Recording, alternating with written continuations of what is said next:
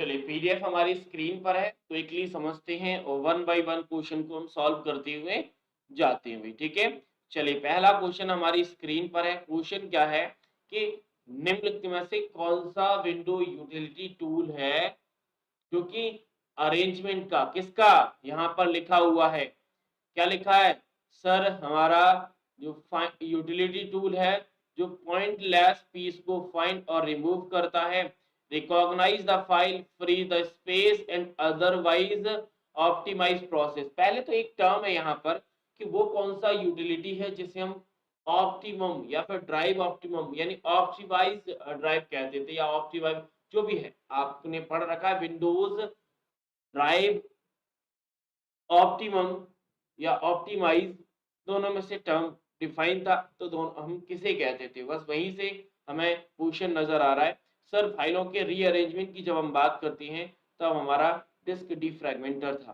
Clear? आगे बढ़े तो क्वेश्चन नंबर सेकंड स्क्रीन पर नजर आता है। क्या है कि निम्नलिखित में से किसे प्रोग्रामिंग भाषा पाइथन के निर्माता के रूप में जाना जाता है, यानी पाइथन के निर्माता कौन है इन चारों में से। तो ध्यान से देखोगे तो गुइडो, बैन, रोसम हमारे पाइथन के निर्माता हैं। बाकी डैंडिस आप लोग जानते हो और स्टुअर्ट्स भी जानते हैं जो कि सी प्लस प्लस के थे। ठीक है, तो यहाँ से हो जाता है हमारा ऑप्शन नंबर थर्ड। ये तो फैक्ट बेस्ड है जो कि मैंने आपको सीधा फैक्ट बेस्ड में भी कराया था। क्वेश्चन नंबर थर्ड और फोर्थ दोनों बता दीजिए।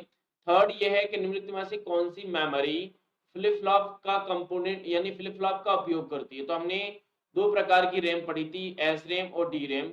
एस रैम जो डी रैम होती है वो कैपेसिटर का यूज करती है, और रजिस्टर जो एस रैम होती है हमारी वो फ्लिप फ्लॉप और ट्रांजिस्टर दोनों का यूज करती है। तो यही हमारा करेक्ट आंसर होगा, option number second is the correct answer हो जाएगा। आगे क्वेश्चन नंबर 4 की बात करें तो एप्पल इनकॉर्पोरेशन द्वारा विकसित वर्ड प्रोसेसर क्या नाम है, यानी वो कौन सा वर्ड प्रोसेसर प्रोग्राम है जो एप्पल कंपनी ने बनाया था। यानी एप्पल का ऑफिस हम सभी को पता है कि सर एप्पल में जो ऑफिस यूज होता है उसका नाम आई वर्क है। क्लियर? क्या नाम है? आई वर्क था। अब आई वर्क में हम अगर बात करें जैसे लोटस है, लोटस हमारा एक स्प्रेडशीट प्रोग्राम है। कैसा स्प्रेडशीट? नंबर ऑलरेडी स्प्रेडशीट से रिलेटेड है ही। की नोट जो है वो प्रेजेंटेशन यानी पावर पॉइंट के सिमिलर होता है, यानी प्रेजेंटेशन प्रोग्राम है। बच्चा आपके पास पेजेस। और अच्छी बात पता है क्या थी, जब हम वर्ड प्रोसेसिंग की लिस्टिंग हम लोगों ने पढ़ी थी तो हमने देखा था जैसे document, page, docs, writer, write, page, ऐसे कुछ टर्म देखे थे जो हमारे वर्ड प्रोसेसर रिलेट करते थे। तो वहां से अगर आप ऑप्शन ढूंढोगे तो एक ही ऑप्शन नजर आएगा। क्वेश्चन नंबर 5 की बात करें, which of the following is not an example the cloud। Cloud storage का एग्जांपल नहीं है। तो अच्छी बात देखो, AWS के बारे में तो जानते हो, अमेजन का वेब सर्विस क्लाउड का बेस्ट एग्जांपल है। काफी लोगों ने ड्रॉप बॉक्स का भी नाम सुना होगा, लेकिन MS ऑफिस आप उससे भी अच्छे से जानते हो कि MS ऑफिस क्लाउड स्टोरेज का काम नहीं करता।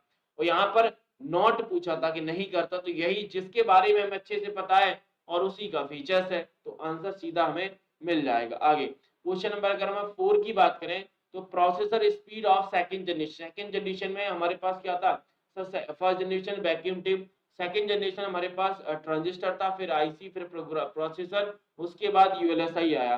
तो हमें सेकंड जनरेशन की स्पीड, पहली जनरेशन की स्पीड क्या थी सर? मिली थी। फिर क्या थी सर? मिली के बाद माइक्रो आई, मिली के बाद क्या आया सर? माइक्रो आया। तो माइक्रो के बाद नैनो आया, नैनो के बाद पीको आया। तो मिली पहले था तो फर्स्ट जनरेशन में मिली हो जाएगा, और माइक्रो आया सेकंड में तो सेकंड जनरेशन की माइक्रो हो जाएगी। तो option number second is the correct answer. आगे क्वेश्चन नंबर 7 की बात करें, यूनिक्स में लेस कमांड का उपयोग, मतलब लेस कमांड का क्या उपयोग है?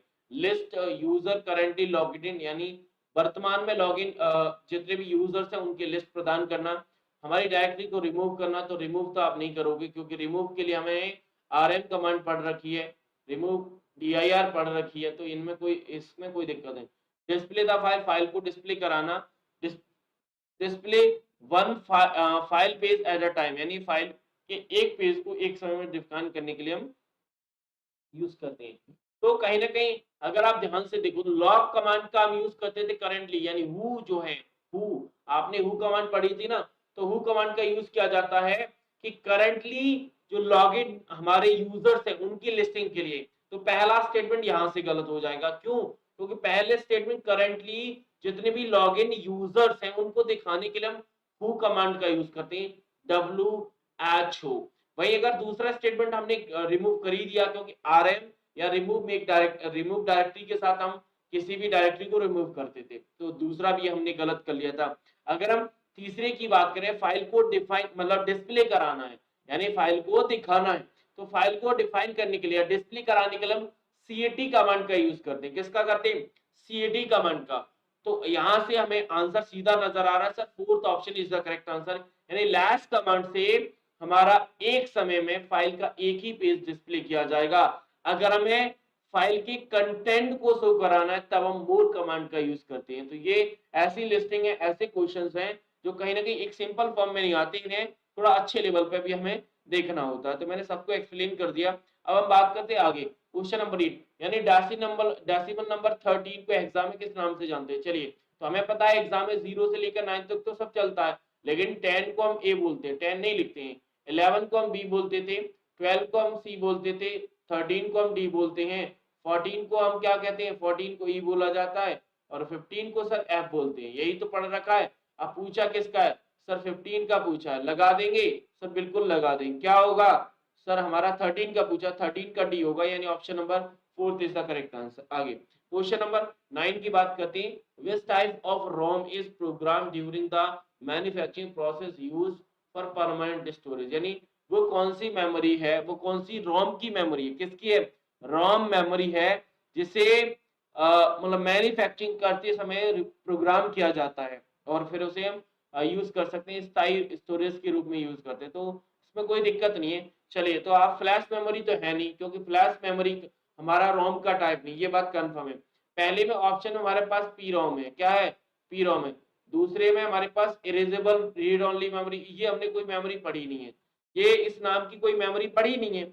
अगर इलेक्ट्रिकल इरेजेबल की बात करें तो थर्ड ऑप्शन वाली भी नहीं हमने पढ़ी, तो सीधा सीधा ऑप्शन पहला ही नजर आ रहा है। इसके अलावा ईपी रोम होता है, जिसे erasable programmable read only memory कहते हैं, तो ऑप्शन वैलिड नहीं है। अगर आप ऑप्शन देखोगे तो ऑप्शन वैलिड ही नहीं था, तो जब ऑप्शन वैलिड नहीं होते तो अब हम उस ऑप्शन के साथ जाने का प्रयास या तो सोच भी नहीं सकते हैं। ठीक है, आगे अगर हम क्वेश्चन नंबर 10 की बात करें, मशीन साइकिल का पहला स्टेप, देखो मशीन साइकिल के हमारे पास 4 स्टेप थे। पहला, जिसमें डेटा को या फिर इंस्ट्रक्शन को फैच किया जाता था मैन मेमोरी से, और फिर उसके बाद डिकोड करते थे। सेकंड में, थर्ड में हम एग्जीक्यूट करते थे, फोर्थ में हम स्टोर कराते थे। तो पहला स्टेप कौन सा है? सर फैच का, ये पहला स्टेप है। स्टोर वाला फोर्थ का है, स्टोर वाला फोर्थ का है। एग्जीक्यूट करने वाला स्टेप नंबर हमारा थर्ड था, और डिकोड वाला स्टेप नंबर सेकंड था। तो सब सारे स्टेप हमारे सामने कोई भी पूछा जाए हम आराम से लगा देंगे। Last question number 11, question number PS2 connector. PS2 connector हमें पता है कीबोर्ड और माउस दोनों के लिए यूज करते थे। 6 पिन वाला कनेक्टर होता है, 6 पिन या होल होती है। क्वेश्चन नंबर 12, निम्नलिखित में से कंप्यूटर पेरिफेरल डिवाइसेस नहीं, पेरिफेरल डिवाइसेस नहीं है। मॉनिटर बिल्कुल है, मॉनिटर बिल्कुल है, प्रिंटर कीबोर्ड, अच्छा पेरिफेरल डिवाइसेस, अच्छा प्राइमरी नहीं, सॉरी प्राइमरी पेरिफेरल नहीं है, जरूरत नहीं है, मतलब इसके बिना काम चल जाएगा। देखो आप सभी को पता है ये primary input device keyboard mouse होते हैं, प्राइमरी आउटपुट डिवाइस हमारा मॉनिटर होता है, लेकिन प्रिंटर हमारा इतना मैंडेटरी नहीं होता। ये सेकेंडरी हो तो ठीक है, क्योंकि प्रिंटिंग के लिए ही हमें प्रिंटर की जरूरत थी, बाकी इसका कोई काम ही नहीं है कि आपको जरूरत हो। ठीक है, क्वेश्चन नंबर 13 की बात करें तो निम्नलिखित में से कौन इनपुट डिवाइस है जो आमतौर पर स्टाइलस के साथ इमेज को ट्रेस करके एनालॉग्स या फिर सर ये तो हमें सीधा नजर आ रहा है, डिजिटलाइजर की बात करें यानी ग्राफिक टैबलेट की बात कर रहा है, जो कि स्टाइलस के साथ पूरा का पूरा काम करता है। इसमें कोई डाउट और संदेह नहीं है हमें, क्योंकि स्टाइलस यही एक टर्म है। आगे क्वेश्चन नंबर 14 था, उस सॉफ्टवेयर का नाम बताइए जो यूजर को न्यूमेरिक बेस्ड डॉक्यूमेंट और न्यूमेरिक बेस्ड एनालिसिस टूल बनाने की अनुमति देता है। इसमें आप बजट, फाइनेंशियल स्टेटमेंट सब कुछ बना सकते हैं। तो नंबर पर काम करने वाले सॉफ्टवेयर की बात हो रही है, यानी ऐसा सॉफ्टवेयर जो नंबर पे काम करता है। अब नंबर पे काम करने वाला सॉफ्टवेयर कौन सा होगा? सर सीधा नजर आ रहा है, इसमें कोई हमें ज्यादा संदेह और डाउट नजर नहीं आ रहा है, तो स्प्रेडशीट सीधा आंसर हो जाएगा। क्या हो जाएगा? स्प्रेडशीट सीधा आंसर हो जाएगा। वहीं अगर हम आगे बात करें क्वेश्चन नंबर 15 की, तो विच of the following command is not part of review menu tab, review menu tab MS word के कौन सा पार्ट नहीं होता है? चलिए, तो अगर आप अच्छे से पढ़ोगे तो स्मार्ट लुक आपको होल्ड कर सकते हैं कि शायद ना मिला हो, लेकिन थिसॉरस और ट्रांसलेट को हम पूरी तरीके से श्योर है कि ये तो मिलते ही मिलते हैं। लेकिन अगर हम पेजेस की बात करें, मल्टीपल पेजेस की बात करें, तो पेजेस नाम की कोई भी हमने रिसोर्स रिव्यू टैब में कमांड नहीं पढ़ी। क्यों? क्योंकि रिव्यू टैब में जो हमारे पास कमांड थी वो चेकिंग से रिलेटेड थी, वो चेकिंग से रिलेटेड थी, इसीलिए हमने रिव्यू टैब को नाम चेकिंग का दिया था। मल्टीपल पेजेस का मतलब है कि हमारे डॉक्यूमेंट के पेज को मल्टीपल पेज में डिवाइड करना। सर ये कहीं ना कहीं व्यू की बात आ रही है, तो ये मल्टीपल पेजेस वाली कमांड हमें व्यू टैब में मिलती है, ना कि रिव्यू टैब में मिलती है। क्लियर? आगे जाए, क्वेश्चन नंबर 16 मिलता है, किस प्रकार की नेटवर्क टोपोलॉजी में लीनियर बस और स्टार टोपोलॉजी विशेषताओं का संयोजन होता है? यानी इसमें दो टोपोलॉजी आपके पास अवेलेबल है, एक तो लीनियर है मतलब जो बस टोपोलॉजी है, और स्टार वाली। स्टार का कनेक्शन कैसे होता था? सर स्टार का कनेक्शन जैसे स्टार में एक यहाँ पर यहाँ से कनेक्ट होते थे, यहाँ से कनेक्ट होते थे, तो वो कौन सी टोपोलॉजी है? चलिए, अगर आप रिंग को देखोगे तो रिंग ऐसे होता है, रिंग ऐसे कनेक्ट होता है, तो रिंग में कहीं ना कहीं इस चीज को फॉलो नहीं किया जा रहा, रिंग को हटा सकते हैं, ये भी हटा दो। मैथ में क्या होता है? मैथ में इन सारी डिवाइस को ऐसे कनेक्ट करती है, ऐसे कनेक्ट करते हैं, ये डिवाइस ऐसे हो जाती है, ठीक है ना? यही तो पढ़ रखा है। यानी एक ऐसे डिवाइस को अगर हम कनेक्ट करें तो ये कनेक्शन, ये कनेक्शन, ये कनेक्शन, ये कनेक्शन, ये कनेक्शन, तो ये ऐसे कनेक्शन होता है, तो ये भी कहीं ना कहीं नहीं होता। हाँ, अगर हम ट्री की बात करें तो ट्री में एक हायरार्की मॉडल पे चलता है, ये नहीं, एक यहाँ पर हुआ, फिर इससे दो यहाँ पर हुए, फिर इससे तीन यहाँ पर हुए, यानी ये कहीं ना कहीं हमारे बस लीनियर बस और स्टार टोपोलॉजी, क्योंकि स्टार में सेंटर डिवाइस से सारी चीजें निकलती थी, तो ऑप्शन नंबर पहला ही नजर आएगा। क्या आएगा? पहला ही करेंगे हम। आगे क्वेश्चन नंबर अगर 17 की बात करें, थोड़ा सा मैं जूम कर लेता हूँ। क्वेश्चन नंबर 17 की बात करें, which of the following is used to measure output quality of monitor? Monitor की अगर हम क्वालिटी मेजर करना चाहते हैं, अगर क्वालिटी मेजर करना चाहते हैं किसके साथ जाएंगे? देखो, प्रिंटर की क्वालिटी के लिए हमने पढ़ रहा था का डीपीआई, प्रिंटर की क्वालिटी के लिए हमने क्या पढ़ रखा था? डीपीआई, डॉट पर इंच वाला। और हमने मॉनिटर की क्वालिटी के लिए पीपीआई पढ़ रखा है, पिक्सल पर इंच। आंसर क्या होगा sir? Option first is the correct answer. आगे क्वेश्चन नंबर 18 है, विच स्लॉट, कौन सा स्लॉट है जो बस आर्किटेक्चर एजीपी और पीसीआई से फास्ट है? तो पीसीआई, ई पढ़ रखा है हमने, याद है? ई पढ़ रखा है, तो आंसर ऑप्शन नंबर फर्स्ट हो जाएगा सीधा, क्योंकि एजीपी और इन दोनों से फास्ट माना जाता है। क्वेश्चन नंबर 19 क्या कह रहा है कि निम्नलिखित में से उच्च क्वालिटी वाले टेक्स्ट और ग्राफिक को प्रोड्यूस करने के लिए किसका यूज करते हैं? उच्च क्वालिटी बनानी है तो इम्पैक्ट डॉट मैट्रिक उच्च क्वालिटी कहीं ना कहीं हमारे लेजर प्रिंटर से आई, क्योंकि नॉन इम्पैक्ट प्रिंटर कलरफुल ज्यादा क्वालिटी देता है। चलिए, क्वेश्चन नंबर 20 है कि निम्नलिखित में से कौन सा विंडो ऑपरेटिंग सिस्टम में मैन्युपुलेशन सिस्टम कॉल नहीं होता? अब सिस्टम कॉल हमने अच्छे से पढ़ रखे हैं, सिस्टम कॉल हमने अच्छे से पढ़ रखे हैं। यानी अगर हम जैसे मैनिपुलेशन यानी सिस्टम से मैनिपुलेशन की अगर हम बात करें, तो वहां पर हमें जो सिस्टम कॉल मिलते हैं, जैसे सिस्टम कॉल में हमारा क्रिएट भी आता है, हमारा रीड भी आता है, राइट भी आता है, गेट प्रोसेस भी आता है, एग्जिट भी आता है, और ये सारी चीजें आती हैं। लेकिन अगर हम फाइल के संबंध में बात करें, तो फाइल के संबंध में हमने राइट पढ़ रखा है, क्रिएट पढ़ रखा है, रीड पढ़ रखा है, लेकिन क्लोज फाइल का नाम से कोई भी हमने नहीं पढ़ रखा। एग्जिट जरूर होता है, लेकिन क्लोज नाम का हमने कुछ नहीं पढ़ रखा है, तो आंसर क्या होगा? Option number fourth is the correct answer. तीन ही होते हैं, राइट होता है, क्रिएट होता है और रीड होता है। यानी क्योंकि फाइल के संबंध में फाइल को हम राइट कर सकते हैं, लिख सकते हैं, उसको क्रिएट कर सकते हैं और उसे रीड ओनली मोड पर ले जा सकते हैं, लेकिन क्लोज और ओपन नाम से कोई हमारे पास सिस्टम कॉल नहीं होता है। आगे क्वेश्चन नंबर 21 है कि इनिशियल पावर सप्लाई यूनिट कौन सी है? यानी सीपीयू को इनिशियल सबसे प्राइमरी पावर सप्लाई कौन प्रदान करता है? तो अगर आप देखोगे स्टेबलाइजर का काम नहीं है, एसएम, यूपीएस, सीएमएमओएस, तो ये कहीं ना कहीं पावर सप्लाई और बैटरी दोनों के रूप में देखा जा रहा है। तो यहाँ पर पावर सप्लाई सीपीयू को कौन देता है? सीपीयू को। तो यूपीएस कहीं ना कहीं हमारे बिल्कुल इन्वर्टर की तरह काम करता है, ये पावर सप्लाई सीपीयू को नहीं देता। हमारे पास दो ऑप्शन, वैसे पावर सप्लाई हमें सीधी नजर आ रही है, अगर आप उसके साथ जाओगे तो सीधा आंसर हो जाएगा, जैसे आप लोगों ने कर दिया है। क्वेश्चन नंबर 22 है, विच of the following computer can support 100 and 1000 of user एक साथ, मतलब 100 और 1000 यूजर को एक साथ सपोर्ट करे, मतलब हमारा बोला जाए कि मल्टी यूजर है। तो अगर ध्यान दे दोगे आप, वर्क स्टेशन और हमारे पास माइक्रो कंप्यूटर, ये दोनों गलत हो जाएं। क्यों? क्योंकि ये दोनों सिंगल यूजर पे काम करते हैं, ये दोनों सिंगल यूजर पे काम करते हैं। आप मिनी और मेन फ्रेम की बात करें तो मिनी और मेन फ्रेम दोनों मल्टी यूजर होते हैं, दोनों मल्टी यूजर हैं। अब दोनों में से हम किसके साथ जाएं, हम किसके साथ जाएं? तो छोटे लेवल पे जो काम करता था वो मिनी था, बड़े लेवल पे जो काम करता है वो मेन फ्रेम हो जाता है। यहाँ पर अगर आप यूजर की संख्या देखोगे 100 और 1000 है, मतलब बहुत सारे यूजर्स हैं, तो कहीं ना कहीं हमारा मेन फ्रेम के साथ चले जाएंगे, हम मिनी कंप्यूटर के साथ नहीं जाएंगे। क्वेश्चन नंबर 23 की बात करें, निम्नलिखित में से कौन से वेब्स, कौन सी वेब्स हैं जो कि तात्कालिक, तात्कालिक क्षण, मतलब क्षण का मतलब फेस को बदल कर,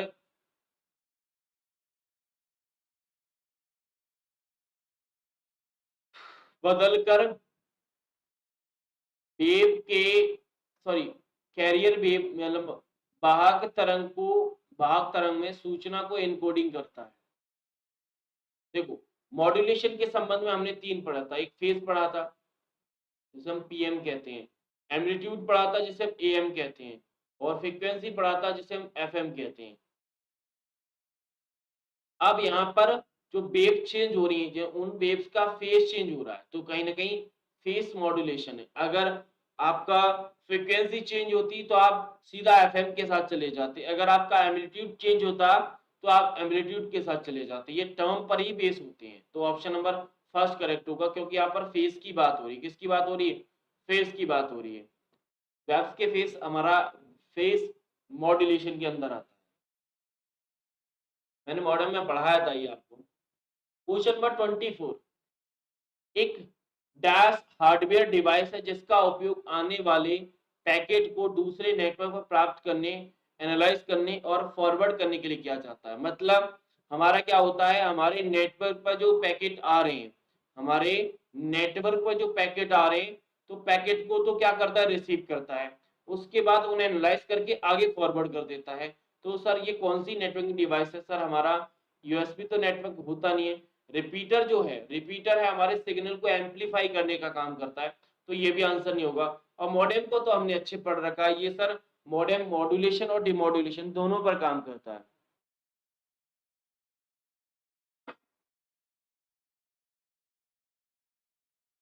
तो router is the correct answer. Question number 25 की हम बात करें तो ऑथेंटिकेशन एक asymmetric crypto system and hash function की तैनाती पर अक्सर पड़ता है, तो डैश के रूप में जाना जाता है। तो भाई हैश फंक्शन और असाइमेट्रिक क्रिप्टो सिस्टम के रूप में जानना है ऑथेंटिकेशन के लिए।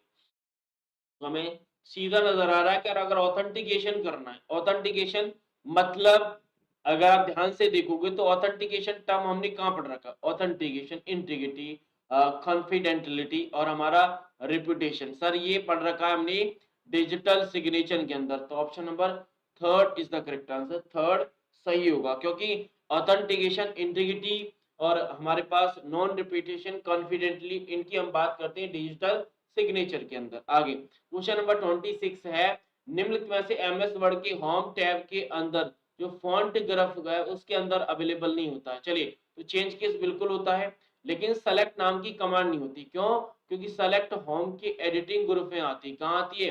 एडिटिंग ग्रुप में आती। तो यही आंसर होगा। हमें नोट बताना था कि कौन सी अवेलेबल नहीं है। बायोमेट्रिक स्पूफिंग की बात करें तो बायोमेट्रिक स्पूफिंग अगर ध्यान से देखोगे, इसे हम सर प्रेजेंटेशन अटैक के नाम से भी जानते हैं, प्रेजेंटेशन अटैक के नाम से भी जानते हैं। बायोमेट्रिक स्पूफिंग को हम प्रेजेंटेशन अटैक भी कहते हैं। तो ऑप्शन नंबर पहला सीधा फैक्ट बेस्ड है जब हमने स्पूफिंग की बात की थी। चलिए, लास्ट एमएस वर्ड में थिसॉरस टूल का यूज क्यों करते हैं? थिसॉरस का ट्रांसलेशन नहीं, आपका ग्रामर सजेशन बिल्कुल नहीं, स्पेलिंग सजेशन बिल्कुल नहीं, आपका सिनोनिम्स और एंटोनिम्स को डिफाइन के लिए। शॉर्टकट की क्या है?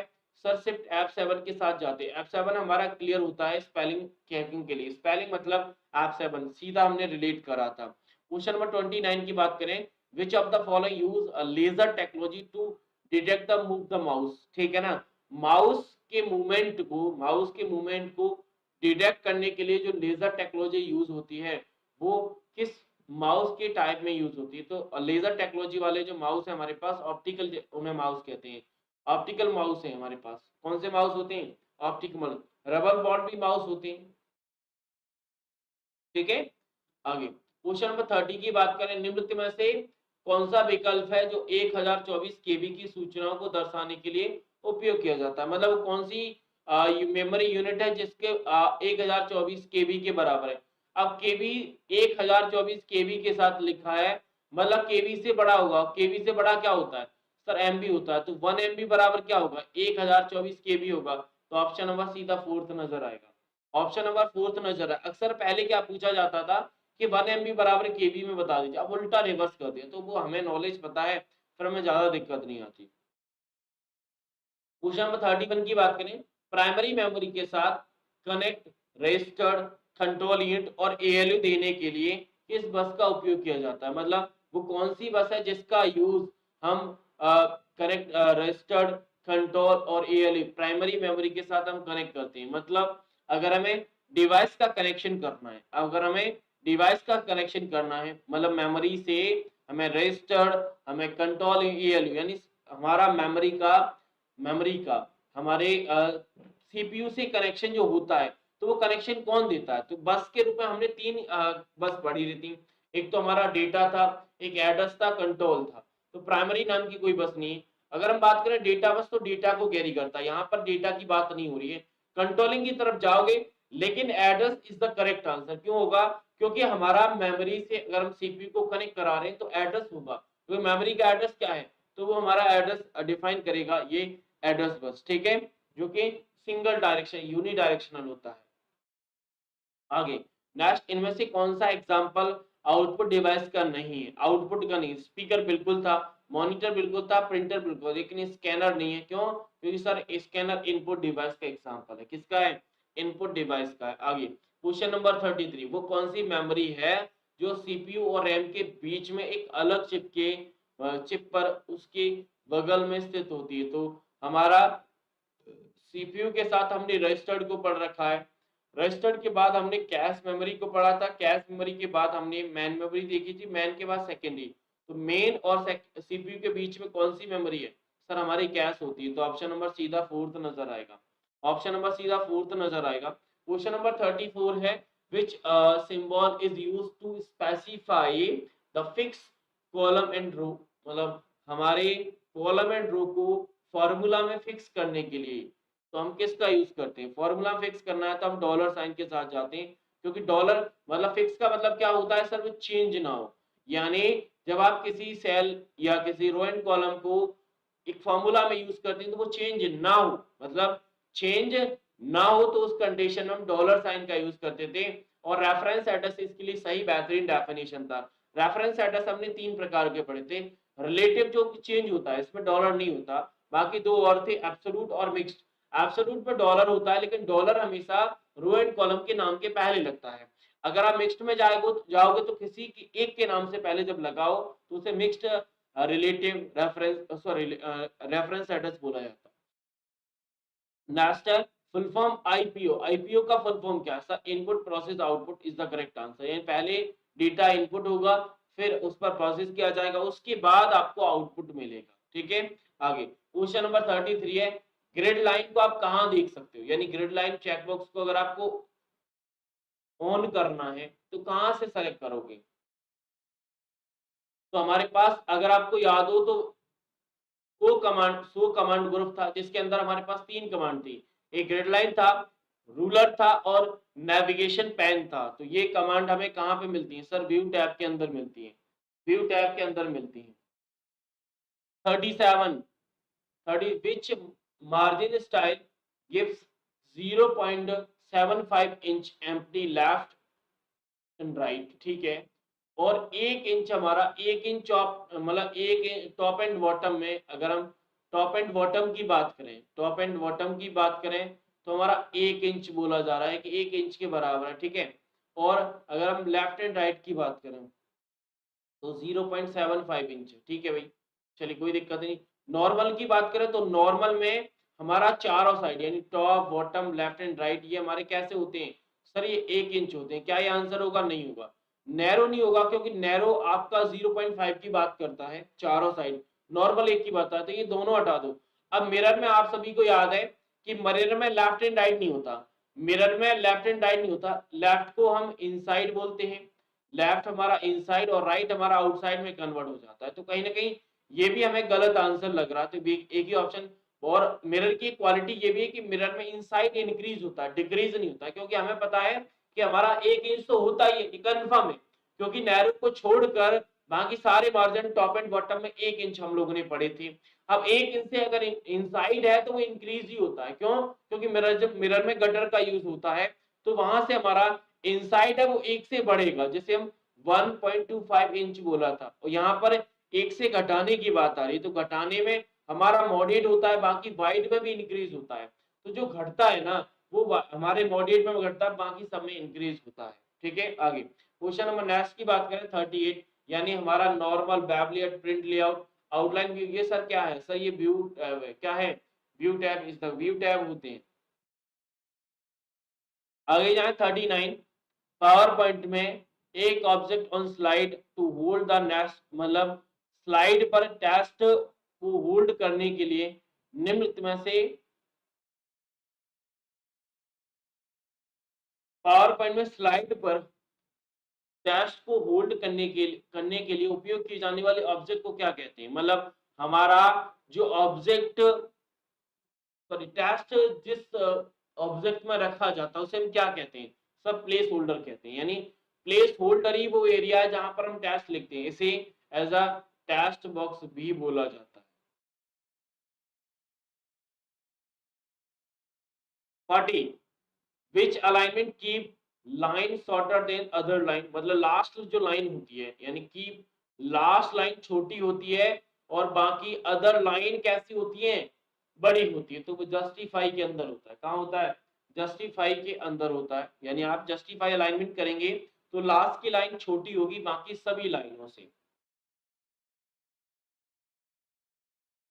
अगर अब बात करें 41 से, एमएस वर्ड दस्तावेज में जब आप तीन अंडरस्कोर समझते हैं, यानी यहाँ पर लाइन के बिलो में आपका 3 ऐसे डैश लगा दिए जाए, इन्हें अंडरस्कोर कहते हैं।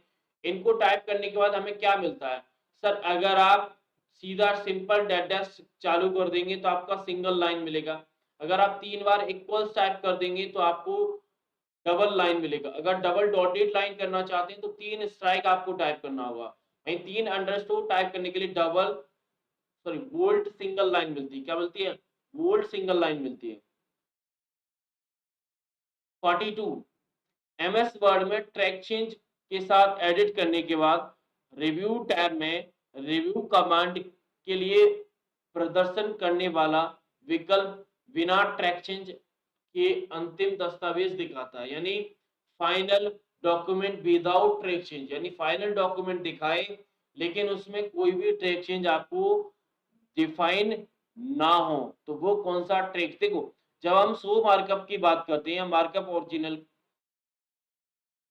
जब हम मतलब मार्कअप की बात करते हैं तो मार्कअप हमने 4 पढ़े रखे, सिंपल पढ़ रखा है, ऑल मार्कअप पढ़ रखा है, नो मार्कअप पढ़ रखा है, ओरिजिनल। तो ये सारे मार्कअप पढ़ रखे हैं। अगर हम सिंपल की बात करें तो सिंपल में क्या होता है, हमारे जितने भी चेंजेस हैं वो मार्जिन के अंदर रेड लाइन नजर आती है। ऑल मार्कअप में सारे मार्कअप नजर आती है। नो मार्कअप में कोई भी चेंजेस नहीं नजर आएगा, कोई भी नहीं आएगा। ओरिजिनल में हमारे पास 2 चीजें आती है, कमेंट बॉक्स, एक फॉर्मेटिंग, 2 ही आती है ओरिजिनल के अंदर। ठीक है, ऐसा ही था, यही था ना। एक बार कंफर्म कर लेता हूँ नहीं तो गड़बड़ नहीं हो। ये रहा भाई, देखो सिंपल मार्कअप से क्या होता है? रेड लाइन इन मार्जिन नजर आती, मैंने यही बोला था। ऑल मार्कअप से क्या होता है? फाइनल डॉक्यूमेंट में हमारे जितने भी चेंजेस हैं वो इन लाइन दिखते हैं, लाइन के फॉर्म में सभी दिखते हैं जितने भी चेंजेस के हो। अब ट्रैक चेंज में हमारे पास 5 चेंजेस हम लोग करते हैं। किस किस का? सर फॉर्मेट होता है, इंसर्ट होता है, डिलीट होता है, मूव होता है, कमेंट होता है। क्लियर? अगर हम नो मार्कअप की बात करें तो final document without track change के नजर आता है। यानी फाइनल डॉक्यूमेंट जब हम देखते हैं नो मार्कअप के अंदर तो कोई भी ट्रैक चेंज हमें नहीं दिखेगा। हाँ, ओरिजिनल के अंदर सिर्फ दो चीजें नजर आती। पहला कि original document without track change, बिना ट्रैक चेंज के नजर आएगा। सिर्फ और सिर्फ आपको कमेंट शो होंगे, यानी चार ऑब्जेक्ट जो है, इंसर्ट, डिलीट और फॉर्मेट और मूव, ये चारों हाइड हो जाएंगे, सिर्फ कमेंट दिखेगा हमारे ओरिजिनल के अंदर। ठीक है, चलिए, तो ये हो जाता है इस क्वेश्चन का आंसर, ऑप्शन नंबर थर्ड।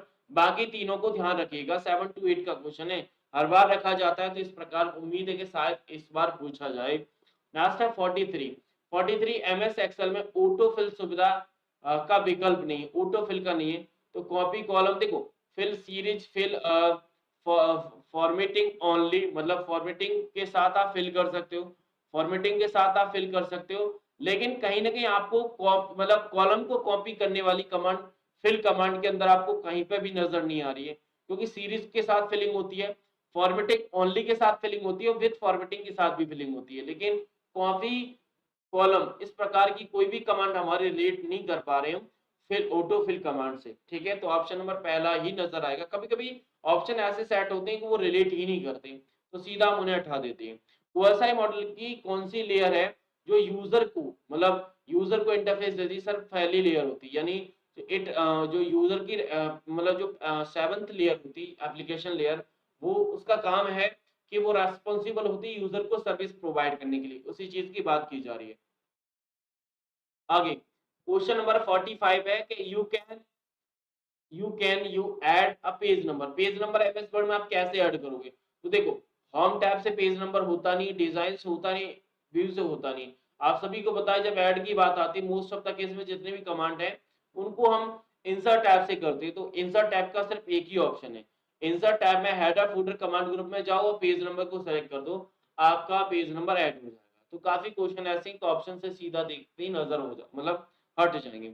चलिए, वो कौन सा कम्युनिकेशन टेक्नोलॉजी है जिसका उपयोग कुछ इनकमिंग मेल सर्वर द्वारा उपयोग किया जाता है? मतलब हमें वो कम्युनिकेशन टेक्नोलॉजी बतानी है जो इनकमिंग मेल सर्वर। तो अगर आप ध्यान से देखोगे तो टेलनेट है नहीं, एफटीपी है नहीं। अब एसएमटीपी की बात करें तो एसएमटीपी हमारा क्या आउटगोइंग की काम करता है, मतलब हमारे मेल सर्वर पर ईमेल को भेजने की बात करता है, तो एसएमटीपी के साथ नहीं जाएंगे।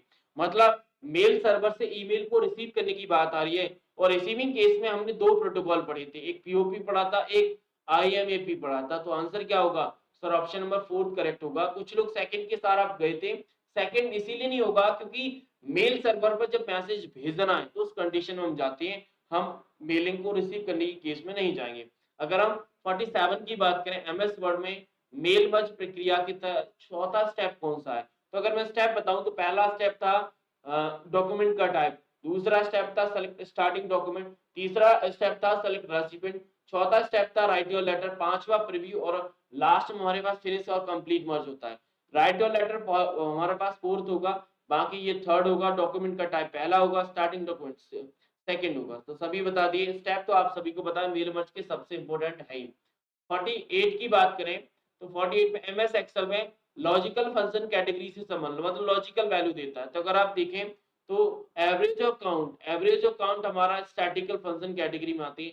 एंड जो फंक्शन है, एंड हो गया, नॉट हो गया, और हो गया, इफ हो गया, इन्हें हमने लॉजिकल फंक्शन कैटेगरी में पढ़ रखा है। तो आंसर ऑप्शन नंबर फर्स्ट हो जाएगा। 49 एमएस वर्ड में ठीक है, page dash will effect only height and breadth of the page, यानी हमारे मतलब वो कौन सा ऑप्शन है जो पेज की केवल ऊंचाई मतलब हाइट और चौड़ाई को प्रभावित करता है। यानी मार्जिन को ध्यान से देखें तो मार्जिन का कोई ऐसा ब्रेक इन सब का नहीं है, क्योंकि ओरिएंटेशन, अगर आप ओरिएंटेशन चेंज करते हैं तो ओरिएंटेशन एक तो हमारा पॉडेट होता है, पॉडेट में हाइट ये, ब्रेथ ये, और लैंडस्केप में हमने ये चीज पढ़ी थी, लैंडस्केप में ये ब्रेथ है, ये हाइट है। तो सिर्फ ओरिएंटेशन ही ऐसा है कि जो हमारे पेज की हाइट एंड ब्रेथ पर इम्पैक्ट प्रभावित करता है, बाकी इस पर कंटेंट का किसी चीज का कोई रोल नहीं होता है, बाकी सब चीज सेम केस में जाती है। अगर हम बात करें क्वेश्चन नंबर 50 की, तो उस ऑप्शन का सिलेक्शन करिए जिससे आप एमएस वर्ड फाइल को इमेज फाइल में सेव कर सकते हैं। मतलब आप एमएस वर्ड नहीं, एमएस पावर पॉइंट की फाइल को, क्या लिखा है, पावर पॉइंट की फाइल को इमेज फाइल में सेव करना है। तो एक बात तो कंफर्म है कि अगर हमें अपनी फाइल को अदर फॉर्मेट में चेंज करना है तो उसके लिए सेव एज कमांड तो है, ये कंफर्म है। अब सेव एज कमांड कहां पर मिलेगी उसे हमें ध्यान से देखना होगा।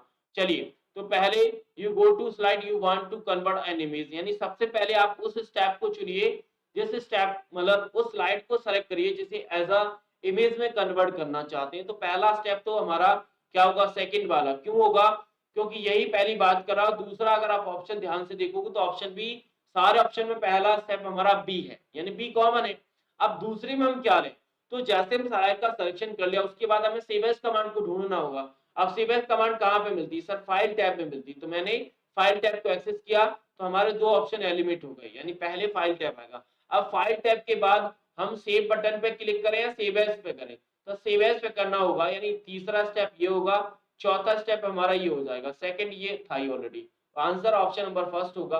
वैसे अगर स्टेप देखोगे तो सबसे पहले आप स्लाइड को सेलेक्ट करिए कि किस स्लाइड को आप एज अ इमेज कन्वर्ट करना चाहते हैं। उसके बाद फाइल में जाइए, फाइल में सेव एज कमांड पे क्लिक करिए। सेव एज कमांड पे जैसे क्लिक करोगे तो ड्रॉप डाउन मेन्यू में आपकी फाइल को टाइप को चेंज करना होगा। फाइल के टाइप को चेंज करने के लिए आपको जेपीजी फाइल बना सकते हो, पीएनजी बना सकते हो, आपको जो भी इमेज फाइल में फाइल फॉर्मेट लेना है उसे सेलेक्ट कर दीजिए और फिर सेव बटन नीचे आता है सेव वाला, उस पर क्लिक कर दो। आपका फाइल जो स्लाइड है वो एज अ इमेज में कन्वर्ट हो जाएगा। तो ऑप्शन फर्स्ट करेक्ट होगा। क्वेश्चन बड़ा था लेकिन था बहुत आसान। ठीक है, आगे क्वेश्चन नंबर 51 की बात करें तो निम्नलिखित में से कौन सा एमएस वर्ड में इंडेंटेशन की मेजरमेंट यूनिट नहीं है। तो इंडेंटेशन का मेजरमेंट यूनिट देखो, हमने इंच पढ़ा रखा है, और पॉइंट को इंच के बराबर बताया था, ठीक है ना, और इस इंच को हमने सेंटीमीटर के साथ भी बताया था।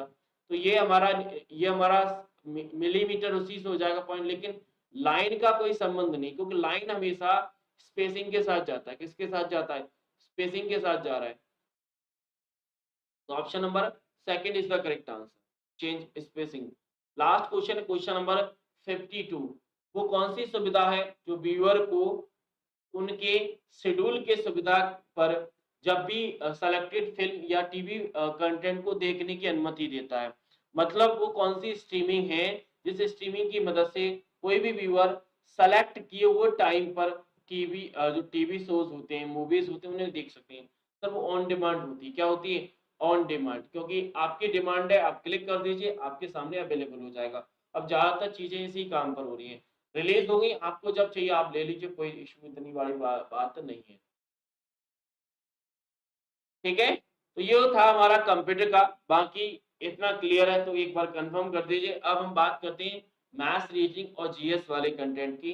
रीडिंग कॉम्प्रिहेंशन की काफी लोगों की डिमांड थी, बट इस सेशन में रीडिंग कॉम्प्रिहेंशन नहीं ला पाया, बट आगे आने वाले सेशन में मैं जरूर एक में आपको रीडिंग कॉम्प्रिहेंशन जरूर कराऊंगा। चलिए पहले मैथ्स की बात कर लेते हैं। अब जिनको मैथ्स नहीं आता, जैसे काफी स्टूडेंट कहते हैं सर हमें मैथ नहीं आता, तो मैथ्स में देखो आपको कुछ सेलेक्टेड पीडीएफ दी गई, उनसे आप काम करिए। दूसरा, मॉक टेस्ट में जितने भी सॉल्यूशन करा रहे हैं, जैसे जितने मैं क्वेश्चन दे रहा हूँ मॉक टेस्ट में, आप उन्हें तो कर लीजिए विद आंसर के साथ, यानी क्योंकि वो काफी बार क्वेश्चन रिपीट हो जाते हैं तो उनको तो देखना ही होगा। चलिए, और 2 नंबर तो आपको मिल जाएंगे अगर आप ये साथ मैथ्स के क्वेश्चन सॉल्व करोगे ना, तो मैं 2 क्वेश्चन तो आपको दे ही जाऊंगा, कंफर्म दे जाऊंगा। चलिए, तो यहाँ पर क्या है कि हमें आंसर को मतलब नॉट एग्जैक्ट नहीं बताना है, अप्रॉक्स बताना है। तो इस नंबर को मैं 32 की पावर 2 लिख सकता हूँ, कोई इश्यू तो नहीं है। इसी आगे में 18.9 को मैं 19 की पावर 2 लिख सकता हूँ, और 11.9 को मैं 12 की पावर 2 लिख सकता हूँ। क्यों, क्योंकि अप्रॉक्स वैल्यू लेनी है। क्या करना है हमें, अप्रॉक्स वैल्यू लेनी है, और जब वैल्यू अप्रॉक्स लेते हैं तो उस कंडीशन में कहीं ना कहीं हमारी पॉइंट वाली वैल्यू है होती है वो हम रिमूव करा देते हैं। क्या कर देते हैं, रिमूव करा देते हैं, बस वही काम है। अब यहाँ पर क्या करना है, आपको स्क्वायर करना है।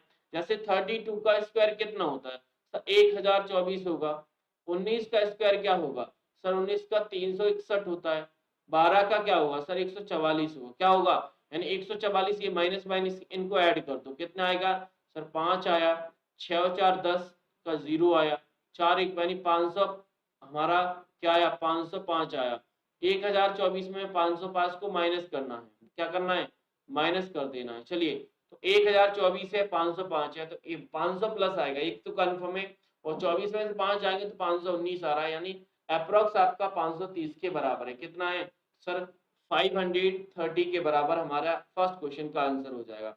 भैया अगर हम आगे बात करें 59, दूसरा क्वेश्चन नंबर सीरीज से। देखो नंबर सीरीज में दो चीजें मेन होती हैं कि नंबर, पहले हमें नंबर सीरीज के नंबर है उनको देखना होता है। तो यहाँ पर अगर आप ध्यान से देखोगे तो 20 है, 23 है, 30 है, 43 है और 64 है। तो आपकी सीरीज में दो चीजें नजर आएंगी, या तो सीरीज आपकी इंक्रीज हो रही होगी या सीरीज आपकी डिक्रीज हो रही होगी।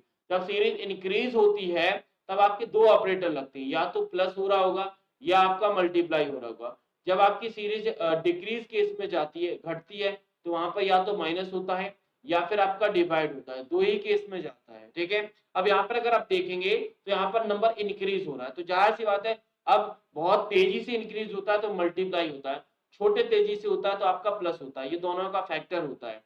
यही रिवर्स हो जाता है हमारा डिक्रीजिंग ऑर्डर में। तो 20 से 23 हुआ यानी 3 को प्लस किया गया है। अगर आप आगे देखोगे तो 23 से हमारा 30 हुआ सर, 7 को प्लस किया गया है। अगर हम 30 से 43 की बात करें तो सर 13 को ऐड किया गया है। अगर हम आगे जाएं तो ये हमारे सर कितने को 21 को ऐड किया गया है। ठीक है ना, तो इनका मैं एडिशन वाला जो साइन है उनको हटा देता हूँ, क्योंकि ये सारे नंबर इंक्रीज हो रहे हैं तो एडिशन की तो बात हो रही है, इसमें कोई डाउट नहीं है मैं। ठीक है, अब यहाँ से देखें हमारा जो डिफरेंस नजर आया, जो हमें डिफरेंस मिला है वो डिफरेंस 3 है, 7 है, 13 है और 21 है। अगर डिफरेंस को अच्छे से देखोगे तो अच्छे से देखने पर देखो 3 से डिफरेंस हुआ मतलब 4 का डिफरेंस, मतलब इस सीरीज के अंदर भी डिफरेंस है, मतलब डिफरेंस के अंदर भी डिफरेंस है। जब सीरीज का क्वेश्चन करते हैं तो हमें डिफरेंस निकालना होता है, अंतर निकालना होता है। अंतर निकाल लिया तो हमारा काम हो जाता है। तो देखो 3 और 7 के 4 में डिफरेंस 4 का है, और अगर हम यहाँ पर देखें 7 और 13 के बीच में डिफरेंस कितने का है, 6 का है। 13 और 21 के बीच में डिफरेंस 8 का है, यानी आगे आने वाला जो नंबर होगा उसमें डिफरेंस 10 का आएगा, यानी 21 से अगर हम आगे जो डिफरेंस वाला नंबर मिलेगा हमें 31 मिलेगा। तो हमें क्या करना होगा, इस लास्ट डिजिट मतलब 64 में 31 को ऐड कर दे तो आने वाला जो नेक्स्ट नंबर है वो हमें मिल जाएगा। तो 64 में अगर हम 31 को ऐड करेंगे तो 5 और 9 यानी 95, यानी option number third is the correct. ठीक है, थर्ड करेक्ट होगा। अगर हम बात करें आगे 60 की, 60 में क्या, एक वस्तु है 48 मतलब 78,350 की एक वस्तु को बाई किया, तो उसकी कीमत को 30% बढ़ा दिया और उस पर जो बढ़ाने के बाद जो प्राइस है ना उस पर 20% का डिस्काउंट दे दिया। तो पूछा ये जा रहा है कि इसमें लेन देन में प्रॉफिट कितना हुआ, क्योंकि जाहिर सी बात है 30% बढ़ाने के बाद 20% का डिस्काउंट जो है तो प्रॉफिट तो होना है, कैसे होगा।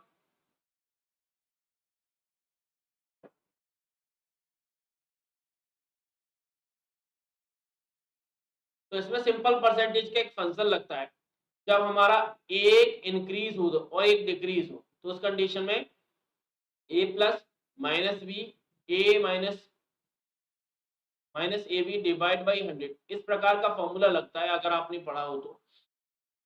तो हमारा इंक्रीज क्या हो रहा है, 30 इंक्रीज हो रहा है, 20% डिक्रीज हो रहा है, माइनस 30 और 20 के दोनों का मल्टीप्लाई कर देना, 30 और 20 दोनों का मल्टीप्लाई कर दो, डिवाइड में 100 आएगा। ठीक है, तो जीरो से जीरो कैंसिल आउट हो जाएंगे, 2 का 3 में मल्टीप्लाई करोगे तो हमारा 6 आएगा, और 30 में से 40 माइनस करोगे तो आपका 10 आएगा। ठीक है ना, तो यहाँ पर क्या मिला, 10 में से 6 आएगा तो 4%। अब 4% प्लस क्या था, यानी प्रॉफिट हुआ है, तो ऑप्शन नंबर फर्स्ट करेक्ट हो जाएगा। ठीक है, आगे क्वेश्चन नंबर 61 की बात करते हैं। एक शब्द है डिटिल, डिटिल के अक्षर को कितने तरीके से व्यवस्थित करें कि स्वर केवल विषम स्थिति पर आए। तो अगर आप इन शब्द को ध्यान से देखेंगे तो इस शब्द में टोटल कितने लेटर हैं सर, टोटल हमारे पास 6 लेटर है। ठीक है, अब इसमें क्या है, अगर हम बॉबल की बात करें, बॉबल की बात करें तो बॉबल हमारे पास कौन कौन से है सर, बॉबल अगर ध्यान से देखोगे तो बॉबल हमारे पास ए है, ई है और आई है। अगर हम बचे हुए कॉन्सोनेंट होंगे तो कॉन्सोनेंट हमारा डी है, टी है और एल है, ये आ जाते हैं। ठीक है, यानी तीन ही बावल है और तीन ही कॉन्सोनेंट है। ठीक है, अब बावल को अरेंज करें तो बावल हमारी ऑड पोजीशन पर आनी चाहिए, यानी एक पोजीशन तो पहली पोजीशन ये होगी जहां पर हमारा ऑड मिलेगा। ठीक है, उसके बाद तीसरी पोजीशन पर ऑड आना चाहिए, मतलब बबल आना चाहिए, उसके बाद फिफ्थ पोजीशन पर भी हमारा आना चाहिए, और सिक्स ये जो पोजीशन आपकी बची, जिन पोजीशन पर हम जैसे यहाँ पर हो गया हमारा, यहाँ पर हो गया, यहाँ पर हो गया, यहाँ पर हो गया, यानी ये जो सेकंड है यहाँ, ये जो फोर्थ है और सिक्स है, इन पोजीशन पर हमारे कॉन्सोनेंट आएंगे, कॉन्सोनेंट आएंगे। लेकिन 1, 3 और 5 पर हमारे क्या आने चाहिए सर, हमारे पास बबल आने चाहिए। तो इनको अरेंज करने का, देखो अरेंजमेंट के फॉर्मूले हमारे पास सिंपल है कि हमें बबल हमारे पास कितने हैं, 3, यानी 3 में से 3 पोजीशन को हमें सेलेक्ट करना है, तो 3p होगा। तो 3p दोनों के साथ लगेगा, कंसोनेंट के साथ भी लगेगा और हमारे पास मतलब बबल के साथ भी लगेगा, क्योंकि इनको अरेंज करने के हमारे पास 2 तरीके हैं। कैसे, यानी हमारे कंसोनेंट को भी 3 पोजीशन पर रखा जाना है और हमारे बबल को भी 3 पोजीशन पर रखा जाना है, ठीक है। तो 3p इंटू 3p होगा, बबल की 3p इंटू 3p होगा, यानी ये जो 3p है वो बबल के लिए, ये जो 3p है वो आपके कॉन्सोनेंट के लिए। चलिए, तो आपने पढ़ रखा है, अगर आपको मैं थोड़ा सा याद दिलाऊं बैकग्राउंड में ले जाके, तो हमने परमुटेशन और कॉम्बिनेशन पढ़ रखा था। यहाँ पर कॉम्बिनेशन नहीं होगा, यहाँ पर परमुटेशन की बात आ रही है, अरेंजमेंट की बात आ रही है, सिलेक्शन की बात नहीं आ रही है, ठीक है ना। इसीलिए परमुटेशन का हमने एनपीआर पढ़ रखा। एनपीआर क्या होता है sir, factorial N minus R factorial, ये हमने पढ़ रखा है एनपीआर का फॉर्मूला, ठीक है ना। अब यहाँ पर अगर आप ध्यान से देखोगे तो तीनों के साथ में एक ही के साथ लगा लूं तो बाकी तीनों के साथ अपने आप हो जाएगा, क्योंकि एक से साथ लगा लेते तो दोनों सेम है ना, दोनों सेम है। जैसे 3p होगा, ठीक है ना। तो फैक्टोरियल 3 ऊपर आया, ठीक है ना, और नीचे फैक्टर 3 माइनस 3 फैक्टोरियल, 3 माइनस 3 कितना होगा सर, 0 होगा। फैक्टर 3 कितना होगा सर, 1 मल्टीप्लाई 2 मल्टीप्लाई 3 कितना आएगा सर, 6 आएगा। यानी 6 मल्टीप्लाई 6 कितना होगा सर, 36, यानी ऑप्शन नंबर पहला करेक्ट होगा। Option number first is the correct answer, ठीक है। आगे क्वेश्चन नंबर 62 की बात करें, किस राशि पर 15% की वार्षिक दर से 3 वर्ष में अर्जित चक्रवृद्धि ब्याज है, ठीक है। तो राशि क्या होगी, हमारा जो मूलधन है वो क्या होगा। तो ये कंपाउंड इंटरेस्ट का सिंपल फॉर्मूला होता है। देखो कंपाउंड इंटरेस्ट का अगर हम फॉर्मूले की बात करें, सीआई की अगर हम बात करें, तो सीआई का फॉर्मूला होता है कि हमारे पास प्रिंसिपल 1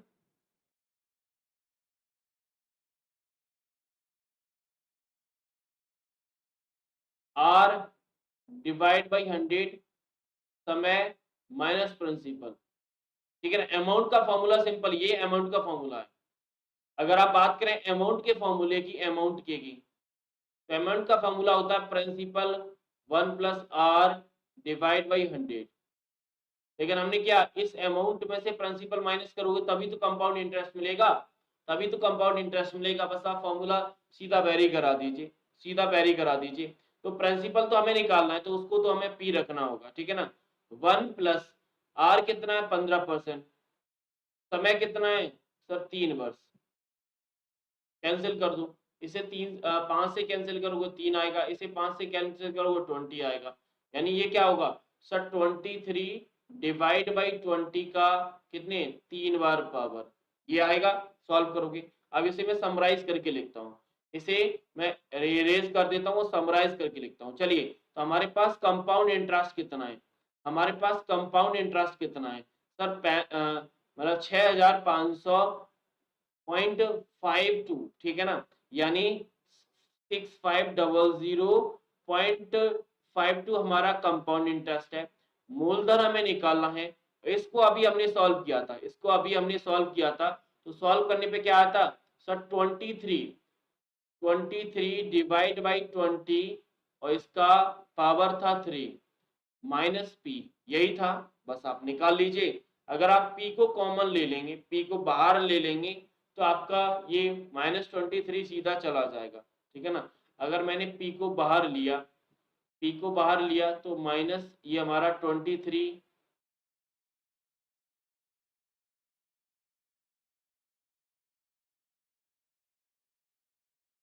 सॉरी ये 3 साल है। हाँ।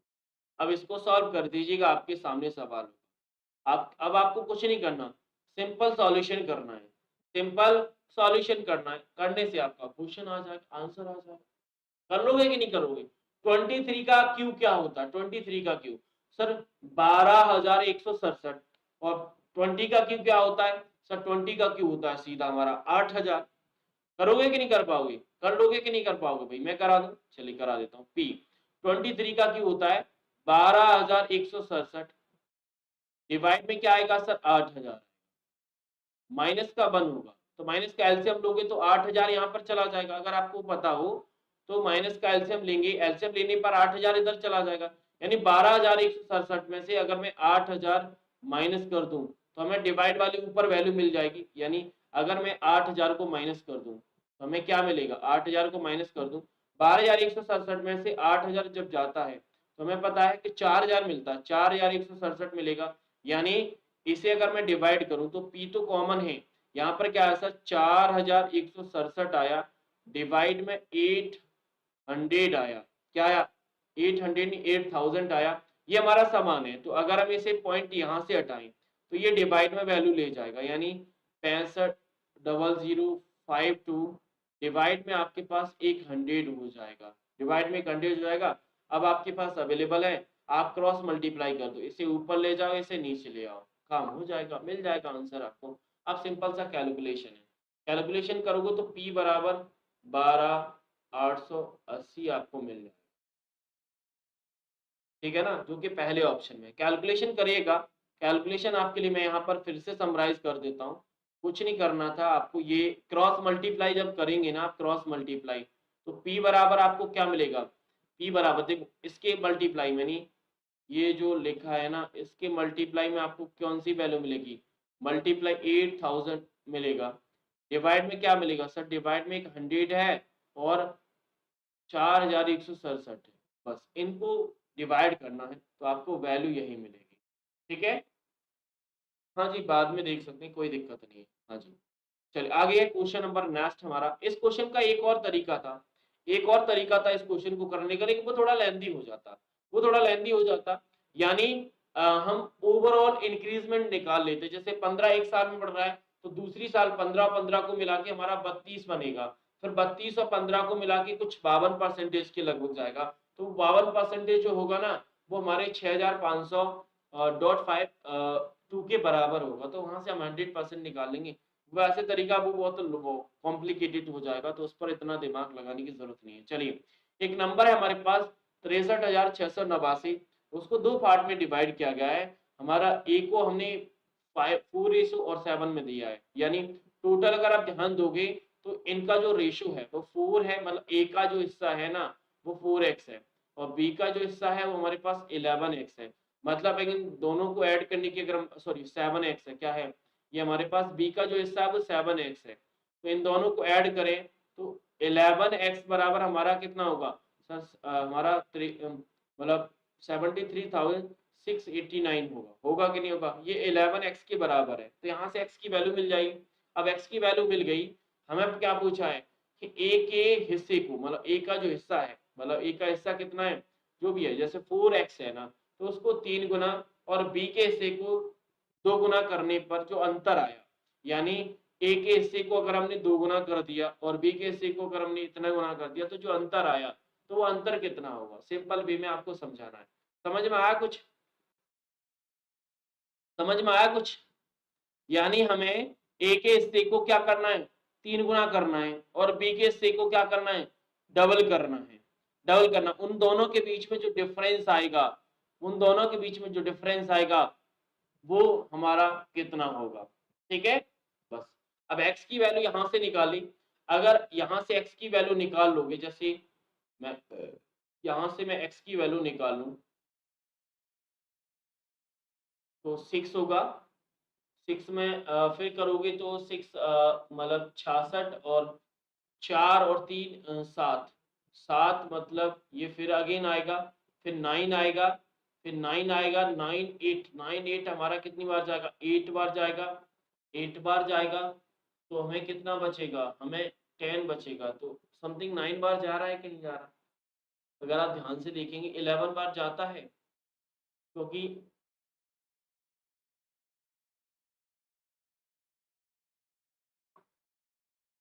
क्योंकि 11 टाइम्स जा रहा है कि नहीं जा रहा, एक बार कंफर्म कर दीजिए क्या 11 टाइम्स जाता है, मतलब अगर 6 होगा, क्योंकि अगर हम डिवाइड करें, अगर हम डिवाइड करेंगे तो 73,689 डिवाइड बाई 11, तो हमारा 6 और 9 टाइम्स आएगा, 6699 टाइम्स आएगा, तो आंसर क्या 6 99 टाइम्स आएगा। तो x की वैल्यू क्या है सर? x की वैल्यू है 6699।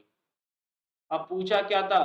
पूछा था कि a के हिस्से को 3 गुना, a का हिस्सा जो है वो 3 गुना कर दें। मतलब a का हिस्सा कितना है सर? 4x है, 3 गुना करिए तो कितना आएगा सर? 12x आएगा।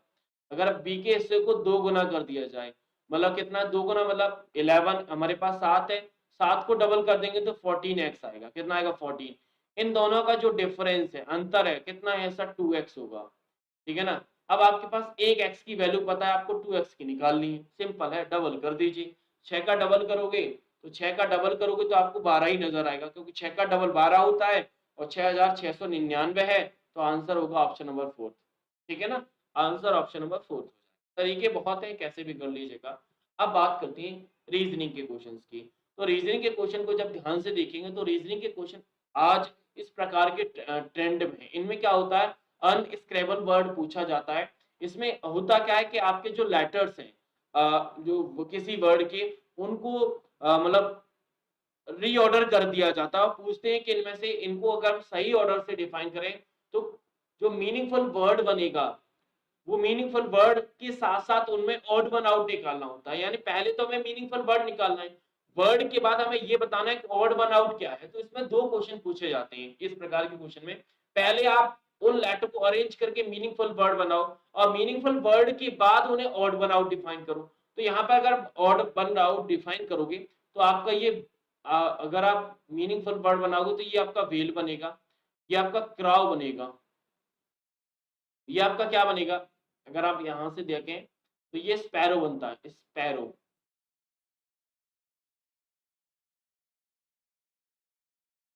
अच्छा, डबल आर है। और ये क्या बनता है? ए जी, AGLA। इसमें क्या बनेगा? अच्छा, एगल।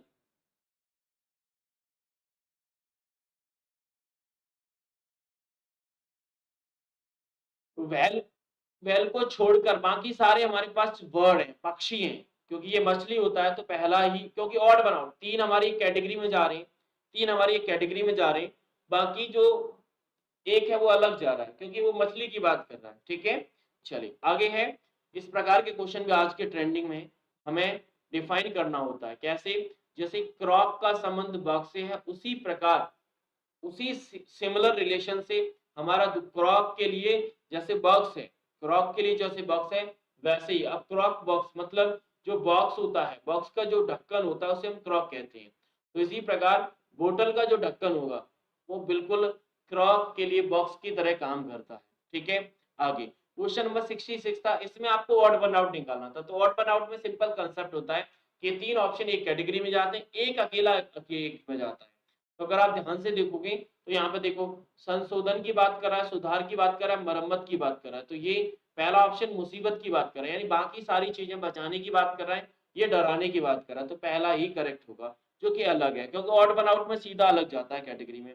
अगर आप यहाँ पे देखोगे तो ये इसमें क्या है, देखो आपका जैसे फर्स्ट से सेकंड बना, थर्ड से फोर्थ बना, आपको फिफ्थ से सिक्स निकालना है। तो पहले हमें ये देखना है कि 5 से 124 कैसे बना। तो 5 का क्यूब क्या होता है सर? 125 होता है, तो उसमें एक माइनस कर दोगे तो 4 हो जाएगा। यानी 5 के क्यूब को अगर -1 कर दे तो ये मिल जाता है।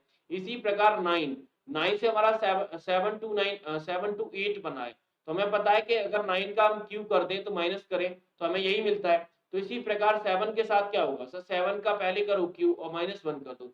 7 का क्यूब क्या होता है सर? 343 होता है, -1 करोगे तो आपका 342 आएगा, जो कि ऑप्शन नंबर सेकंड थर्ड में लिखा हुआ है। आगे नेक्स्ट है, जैसे एरो से एटमोस्फियर है, वायुमंडल है, मतलब वायु से आपका वायुमंडल है।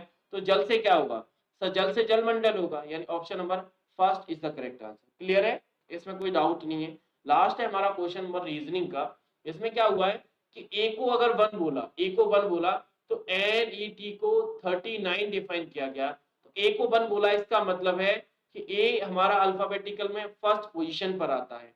तो इसी प्रकार अगर हम ध्यान दें तो इन दोनों को 39, तीनों को 39 बोला है, यानी 14 पोजीशन हमारा एन 14 पोजीशन पर होता है, E5 पर होता है और T हमारा 20 पर होता है। यानी अगर हम तीनों को ऐड करते हैं तो हमारा 39 ही होता है। इसका मतलब है कि तीनों लेटर को ऐड किया गया है। अब पूछा किसका है सर? टी का पूछा था, तो एन का तो हमें ऑलरेडी पता है 49 होता है, 20 का भी पता है सर, हमारे पास T20 होता है, लेकिन यू की बात करें तो U21 होता है। तीनों को ऐड कर दो, हमारा आंसर मिल जाएगा सर, 20 और 21 41 होगा, और 14 को ऐड कर लेंगे तो 55 हो जाएगा, यानी option number third is the correct answer. ठीक है, बाकी आपके पास जीएस के क्वेश्चन थे, तो जीएस के क्वेश्चन को भी आप लगा सकते हैं, जीएस में कोई इश्यू नहीं है। जीएस की कराने तो बता दीजिए, वैसे जीएस में ज्यादा मैं दिमाग नहीं लगाता, क्योंकि जीएस रिपीट की केस में जाती है, हाँ जो कॉन्सेप्ट होते हैं वो जरूर आते हैं। जैसे स्पोर्ट्स का आता है, हमारे ओलंपिक्स में कौन से गेम को इंक्लूड नहीं किया, फुटबॉल होता है, हॉकी होता है, टेबल टेनिस होता है, लेकिन गोल्फ नाम का हमने ओलंपिक्स में गेम इंक्लूड नहीं है। अगर हम ओपेक की बात करें, तो ओपेक हमें पता है कि वैसा ऑर्गेनाइजेशन है जो ऑयल एक्सपोर्टिंग कंट्री के लिए यूज किया जाता है, ऑयल एक्सपोर्ट जो करते हैं ना, उन कंपनी के जो हमारे पास संगठन है उसे हम ओपेक कहते हैं। अगर हम आगे जाएंगे तो हम शुगर की बात करते हैं, किसकी बात करते हैं, मिल्क शुगर की बात करते हैं। तो मिल्क शुगर किस प्रकार का, यानी दूध चीनी है वो किस प्रकार का, तो दूध चीनी में हमारे पास लैक्टोज होता है, क्या होता है लैक्टोज, ये साइंस से रिलेटेड क्वेश्चन है, तो मेन कंसेप्ट को समझें। जैसे ये है, ये हिस्ट्री से related, father of white revolution in India, जो व्हाइट है यानी व्हाइट रिवॉल्यूशन, श्वेत क्रांति के जनक कौन थे, श्वेत क्रांति मतलब हमारा दूध की बात हो रही है, तो हमारे डॉक्टर वी कुरीन हमारे श्वेत क्रांति के जनक थे। स्वामी नाथन के बारे में तो आप लोग जानते हो, जो हरित क्रांति के जनक हैं। 74 है, ब्रिटिश शासन के दौरान भारत में जो आर्थिक पलायन के सिद्धांत का वर्णन करने वाली किस पुस्तक का, मतलब जो पुस्तक किसने लिखी थी, पुस्तक किसने लिखी थी, तो ये हमारा हिस्ट्री से रिलेटेड अगेन क्वेश्चन है, जो बुक पर रिलेट है, दादा भाई नौरोजी ने लिखी थी। और स्वराज पार्टी से संबंधित या स्वराज पार्टी से संबंधित कौन नहीं है, यानी यहाँ पर कहीं ना कहीं पॉलिटिक्स का एक क्वेश्चन, मतलब पॉलिटी का एक क्वेश्चन नहीं डाला, पॉलिटी के भी क्वेश्चन आते हैं। तो अगर आप ध्यान से देखोगे तो हमारे कौन से संबंध नहीं रखते सर, महात्मा गांधी का स्वराज पार्टी से संबंध नहीं था, एसोसिएट नहीं करते थे। ऑप्शन नंबर फोर्थ होगा, इसका भी फोर्थ। ठीक है, तो ये था हमारा पूरा का पूरा मॉक टेस्ट का सॉल्यूशन। उम्मीद करता हूँ समझ में आया होगा।